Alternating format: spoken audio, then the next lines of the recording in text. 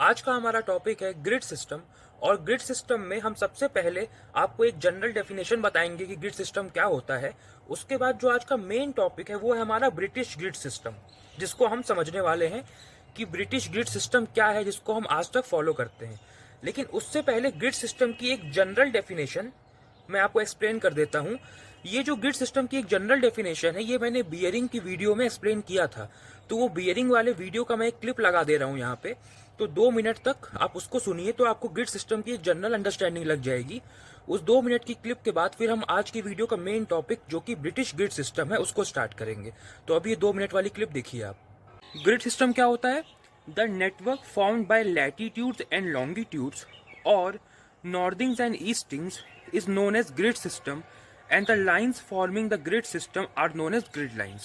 जैसे अगर हम एक ग्लोब की बात करें, ठीक है, तो ग्लोब में आप जानते हो कि ये जो वर्टिकल लाइंस होती हैं जो इस तरह से गई हुई हैं, ये लॉन्गिट्यूड्स होती हैं, ठीक है, और ये जो हॉरिजॉन्टल लाइंस हैं ये आपकी लैटिट्यूड्स होती हैं। तो ये लॉन्गिट्यूड्स और लैटिट्यूड्स के कॉम्बिनेशन से जो ये सिस्टम बना है इसको ग्रिड सिस्टम बोलते हैं। और या जब आपने अपना मैप देखा होगा तो मैप में जो लाइंस नॉर्थिंग्स और ईस्टिंग्स होती हैं उनके कॉम्बिनेशन को भी हम ग्रिड सिस्टम बोलते हैं। जैसे देखिए 27, 28, 29 इनका नंबर ऊपर की तरफ बढ़ रहा है, ये नॉर्थिंग्स हैं, जो ये वाली लाइंस हैं। अब इधर देखिए, ये जो लाइंस है इनका नंबर ईस्ट में बढ़ रहा है, 01, 02, 03, 04, ये इस तरह से जा रही हैं, ये ईस्टिंग्स हैं, ठीक है। तो जैसे इसमें लैटिट्यूड्स और लॉन्गिट्यूड्स हैं वैसे इसमें नॉर्थिंग्स और ईस्टिंग्स हैं।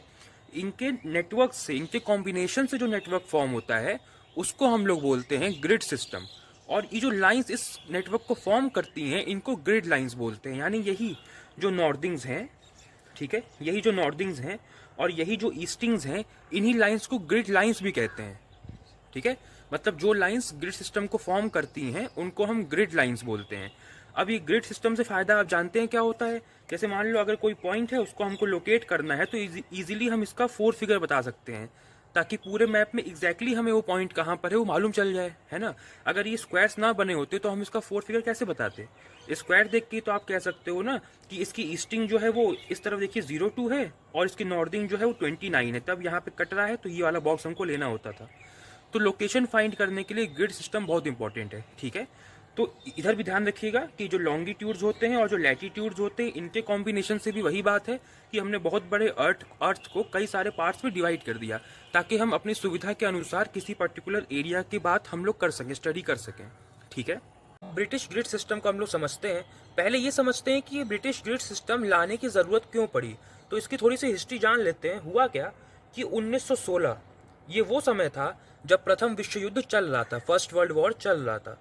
तो उस दौरान 1916 में एयर बॉम्बिंग शुरू हो गई। एयर बॉम्बिंग का मतलब कि एरोप्लेन से बॉम्ब गिराना, ठीक है। एरोप्लेन की मदद से बॉम्ब गिराना शुरू हो गया 1916 में। तो जब लोग, जो सेनाएं थी, जब वो बम्स गिरा रही थी तो उनको ये बात समझ में आई कि लक्ष्य कहाँ पर है इसको पता करना बड़ा मुश्किल काम है। जब हम बॉम्ब्स गिराते हैं तो वो जहाँ गिरने चाहिए वहाँ पर नहीं गिर रहे हैं। तो कहाँ पर बॉम्ब गिराना है, एग्जैक्टली कहाँ जाना है, उसको स्पेसिफाई करना, उसको एक कंस्ट्रक्टिव फॉर्म में बनाना बड़ा मुश्किल काम था। तो सेनाओं ने क्या सोचा कि एक ऐसी प्रणाली हो जिससे हम पूरे विश्व के विभिन्न क्षेत्रों को छोटे छोटे स्क्वायर्स में डिवाइड कर सकें, ताकि अगर हमें कम्युनिकेट करना पड़ जाए कि हमको बॉम्ब कहाँ पर गिराना है तो वो काम आसान हो जाए। क्योंकि अगर पूरा विश्व है, उस पूरे विश्व में आपने सोच लिया कि हमको जर्मनी पे बम गिराना है, ठीक है, बट जर्मनी के कौन से इलाके में गिराना है, चलिए वो भी आपने बता दिया कि जर्मनी के मान लीजिए इस इलाके में हमको बॉम्ब गिराना है, बट उस इलाके में भी एग्जैक्टली कौन सी लोकेलिटी में गिराना है। तो इस चीज़ के लिए समझ में आया कि पूरे विश्व को, पूरे देशों को एक स्क्वायर्स में, नंबर ऑफ स्क्वायर्स में डिवाइड करना ज़रूरी है, ताकि जब वो छोटे छोटे स्क्वायर्स में डिवाइड हो जाएं तो ये कम्युनिकेट करना बहुत ही आसान हो जाएगा कि इस स्क्वायर में आप यहाँ पे जाके बॉम्ब गिराइए। तो लक्ष्य निर्धारण के लिए ये ज़रूरी था कि एक ऐसा सिस्टम बनाया जाए जिसमें हम लोग विश्व को डिवाइड कर सकें। तो इस सिस्टम को बनाने के लिए विभिन्न राष्ट्रों के जो प्रतिनिधि थे उनकी एक बैठक बुलाई गई और एक सिस्टम बनाया भी गया। बट पहले जो सिस्टम बनाया गया उसमें कई खामियां पाई गई, ठीक है, कई खामियां पाई गई। तो उन खामियों को सुधार करके, मतलब जो पहली बैठक बुलाई गई वो 1919 में जब फर्स्ट वर्ल्ड वॉर खत्म हुआ ना, उसके बाद बुलाई गई सारे राष्ट्रों के प्रतिनिधियों की। बट उसमें जो सिस्टम बनाया गया वो थोड़ा उसमें कमियां थी। तो उन कमियों को जब रेक्टिफाई किया गया और दोबारा से इस सिस्टम को बनाया गया, तो वो बना 1928 में। मतलब 1928 में गलतियों को सुधार करके फाइनली बना ब्रिटिश ग्रिड सिस्टम। और 1928 में जो सिस्टम बना है इसके बारे में अब हम पढ़ने जा रहे हैं। इसमें क्या किया गया उसको मैं आपको बताता हूँ। देखिए, the British grid system also known as the ordnance survey national grid. British grid system का एक और नाम है जिसको कहते हैं ordnance survey national grid. Was introduced in Great Britain in 1928।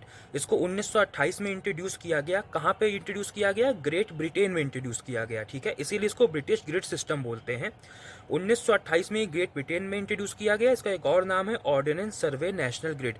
अब हम समझते हैं कि इस पूरे सिस्टम के अंदर क्या क्या किया गया। तो इसका पहला पॉइंट पढ़िए। पहले पॉइंट में कह रहा है द इंटायर वर्ल्ड, मतलब पूरी दुनिया को, जिसके अंदर क्या क्या आता है? जिसके अंदर सी आती है, sea, forest, rivers, mountains, island, glaciers, snow bound area यानी बर्फीली क्षेत्र, ये सारे क्षेत्र जो विश्व में आते हैं, इन सब को माना गया कि ये एक बहुत बड़े स्क्वायर के अंदर हैं। यानी कि वो कितना बड़ा स्क्वायर है?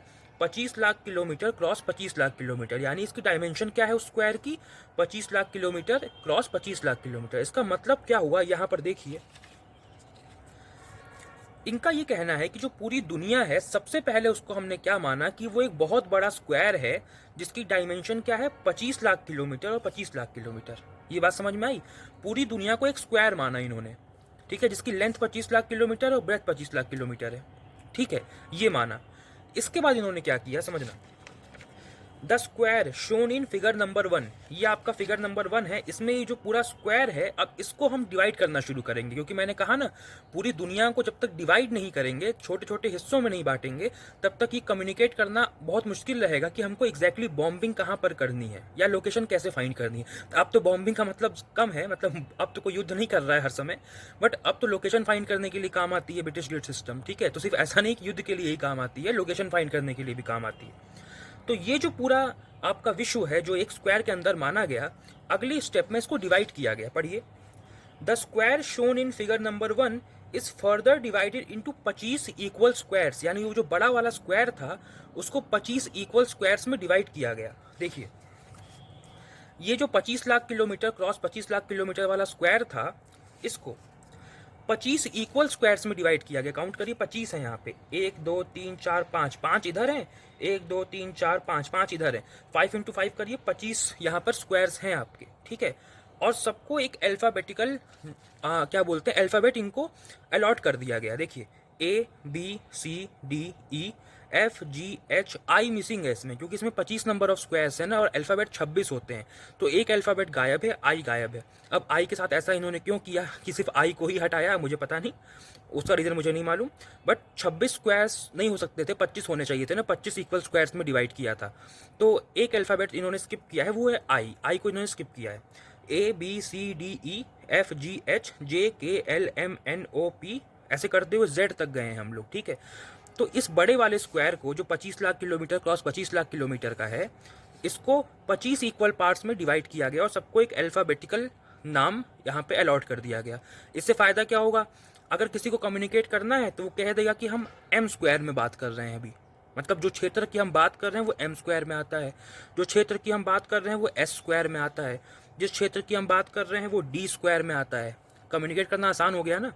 और जब 25 lakh kilometre cross 25 lakh kilometre वाले स्क्वायर को हमने 25 इक्वल पार्ट्स में डिवाइड कर दिया, तो इसका जो एक स्क्वायर है ना, वो 5 lakh kilometre cross 5 lakh kilometre का हो गया। कैसे? देखिए, ये पूरा 25 लाख है ना, मतलब ये पूरा 25 लाख है, तो देखिए ये 5 लाख होगा, ये 5 लाख होगा, ये 5 लाख होगा, ये 5 लाख होगा और ये भी 5 लाख होगा, तभी तो सब ऐड होकर के 25 लाख बनेंगे। 5 lakh plus 5 lakh 10 lakh, plus 5 lakh 15 lakh, plus 5 lakh 20 lakh, plus 5 lakh 25 lakh, तभी तो ये 25 लाख बनेगा ना।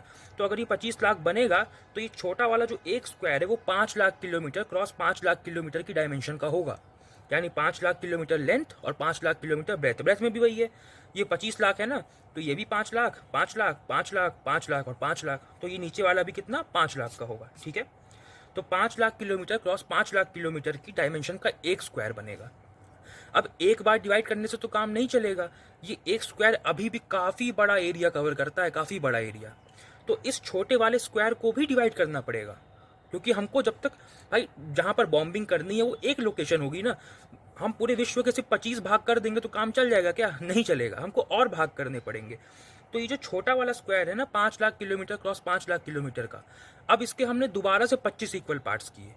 ये जो एक स्क्वायर है, सिर्फ एक स्क्वायर, इसके हमने दोबारा से जो है 25 इक्वल पार्ट्स किए। उसके बाद क्या हुआ ये देखिए, देखिए वो जो छोटा वाला स्क्वायर है ना, ये 5 लाख किलोमीटर और 5 लाख किलोमीटर वाला, इस छोटे वाले स्क्वायर के हमने 25 इक्वल स्क्वायर्स किए हैं। देखिए ये था ना 5 lakh kilometre cross 5 lakh kilometre वाला, इसके हमने 25 इक्वल स्क्वायर्स किए और दोबारा से इनका अल्फ़ाबेट अलॉट कर दिया, ABCDEFG ऐसे करके अलॉट कर दिया। अब बताइए, अगर ये 5 lakh kilometre cross 5 lakh kilometre का स्क्वायर है तो ये छोटा वाला स्क्वायर कितना होगा? इस तरफ भी और इस तरफ भी 1 लाख होगा। 4 5 1 lakh kilometre cross 1 2 3 4 5 1 lakh kilometre. कैसे? ये 5 लाख है ना, तो मतलब ये 1 लाख 1 लाख 1 लाख 1 लाख और 1 लाख, तब तो ये 5 लाख हुआ होगा, है ना? ज़्यादा जीरो लगा दिए क्या? नहीं ठीक है, 5 जीरो ही लगाएं। 1 लाख 1 लाख 1 लाख 1 लाख 1 लाख, तब ये 1 लाख हुआ होगा। वैसे ही ऊपर में भी 5 लाख है, तो अगर ऊपर में भी 5 लाख है तो ये 1 लाख 1 लाख 1 लाख 1 लाख और 1 लाख, ठीक है? तो ये भी कितना हो जाएगा? 1 लाख। तो इसका एक square 1 lakh cross 1 lakh kilometre का बनेगा। बट अभी भी काम नहीं चलेगा, अभी हमको इसके और डिवीजन करने पड़ेंगे, क्योंकि अभी ये एरिया भी बहुत बड़ा है, दुनिया बहुत बड़ी है, तो ये एरिया भी अभी बहुत बड़ा है। तो अब हम क्या करेंगे, इस 1 लाख किलोमीटर और 1 लाख किलोमीटर वाले स्क्वायर का इस बार हम लोग 100 इक्वल पार्ट करेंगे। पहले हम 25 कर रहे थे ना, अभी तक 25 कर रहे थे। अब 1 लाख और 1 लाख वाले के हम 100 इक्वल पार्ट्स करेंगे, 100। वो फिगर नंबर 4 होगा हमारा। अब उसको देखते हैं। तो इसको देखिए, 1 लाख किलोमीटर वाला जो स्क्वायर था ना, 1 lakh kilometre cross 1 lakh kilometre वाला, यानी पिछले वाले में ये छोटा वाला, इसके हमने 100 इक्वल स्क्वायर्स किए, 100। देखिए 1 2 3 4 5 6 7 8 9 10, 10 इस साइड है, 1 2 3 4 5 6 7 8 9 10, 10 इस साइड है। 10 इंटू 10 करिए, 100 इक्वल स्क्वायर्स में हमने इसको डिवाइड किया है, ठीक है? और 100 इक्वल स्क्वायर्स में डिवाइड करने के बाद इनको नंबर अलॉट कर दिया कि ये 1 है, ये 2 है, ये 3 है, ठीक है? ऐसे करते करते पूरे 100 इनको नंबर्स अलॉट कर दिए, ठीक है? इससे कम्युनिकेट करना आसान हो गया कि हम कह सकते हैं कि 1 lakh kilometre cross 1 lakh kilometre वाले स्क्वायर में हम स्क्वायर नंबर 1 की बात कर रहे हैं।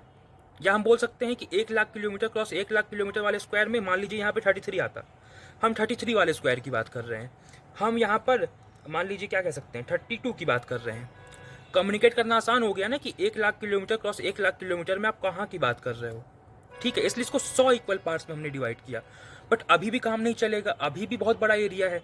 तो अब देखिए, अगर ये पूरा 1 लाख है तो ये छोटा वाला स्क्वायर कितना होगा? बहुत आसान है। देखिए ये पूरा 1 लाख है ना, और इधर से भी 1 लाख है, बताइएगा। 10,000 10,000 10,000 10,000 10,000 10,000 10,000 10,000 10,000 और 10,000, सबको ऐड करिए, ये हो जाएगा 1 लाख। तो इसका एक छोटा वाला जो स्क्वायर है ना, ये 10,000 का बनेगा, 10,000 किलोमीटर का दिख रहा है यहाँ पे, 10,000 किलोमीटर का बनेगा। और ये छोटा वाला, इधर भी वही बात है, इधर भी 1 लाख है, तो ये छोटा वाला भी कितना बनेगा? 10,000। तो ये जो छोटा वाला स्क्वायर है ये 10,000 किलोमीटर क्रॉस 10,000 किलोमीटर का बना। क्या ये बात समझ में आई आपको? ये छोटा वाला स्क्वायर है, ये 10,000 किलोमीटर क्रॉस 10,000 किलोमीटर का बना। अभी भी काम नहीं चलेगा, अब हम इसके दोबारा से छोटे वाले स्क्वायर के हम 100 इक्वल स्क्वायर्स करेंगे। तो अब मैं दोबारा फिगर बनाने नहीं वाला हूँ, यहीं पे काम चला लेते हैं। ये फिगर 4 देख लिया आपने। अब फिगर 5 क्या होगा, यहीं पे देख लीजिए। फिगर 5 में हम इस छोटे वाले स्क्वायर के 100 इक्वल पार्ट्स करने वाले हैं, 100 इक्वल स्क्वायर्स करने वाले हैं। तो यहाँ एक जीरो कम कर दो, ठीक है? और इधर भी एक जीरो कम कर दो, और इधर एक जीरो कम कर दो। अब देखो, वो जो 10,000 किलोमीटर और 10,000 किलोमीटर वाला स्क्वायर था, हमने उसके 100 पार्ट कर दिए। तो अब इसका एक पार्ट कितना होगा? 1,000 किलोमीटर का बन जाएगा, क्योंकि 10,000 है ना, तो ये 1,000 होगा, तभी 1,000 1,000 1,000 1,000 1,000 करते करते 10,000 बनेगा। 1,000 2,000 3,000 4,000 5,000 ऐसे करते करते ये 10,000 तभी बनेगा।